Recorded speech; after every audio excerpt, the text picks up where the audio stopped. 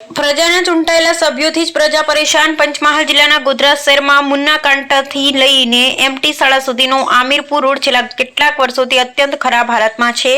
સ્થાનિકો દ્વારા અનેકવાર લેખિત, મૌખિક તેમજ ટેલિફોનિક રજૂઆત કરવામાં આવી હોવા છતાં રોડની સમસ્યાનો કોઈ કાયમી ઉકેલ આવ્યો નથી.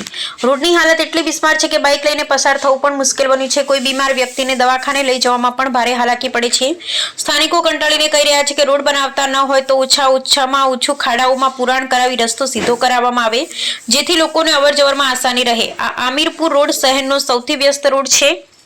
અહીં શાળા તેમજ ધાર્મિક સ્થળો આવેલા હોવાથી લોકોની અવરજવર સતત રહે છે. ઓટો રિક્ષામાં બાળકો પણ જીવના જોખમે આ ખાડાવાળા રસ્તા પરથી પસાર થવા મજબૂર બને છે. હાલ વરસાદ બંધ છે, પરંતુ વરસાદી માહોલમાં ખાડા દેખાતા પણ નથી, જેના કારણે અકસ્માતનો ભય વધુ રહે છે. સ્થાનિકો કટાક્ષ કરતા કહી રહ્યા છે કે આ ખાડામાં ગોધરા છે કે ગોધરામાં ખાડા છે એ જ સમજાતું નથી. હવે જોવાનું રહેશે કે આ અહેવાલ બાદ ગોધરા નગરપાલિકાના ચૂંટાયેલા સભ્યોને સત્તાધીશો થોડી ગંભીરતા દાખવીને રોડનું કામ કરાવશે કે નહીં. પ્રજાની સમસ્યાનો ઉકેલ આવશે કે પછી આ જ હાલાકી ચાલુ રહેશે તો આવનારો સમય બતાવશે. Report by Ismail Chanaki, Godhra, Panchmahal.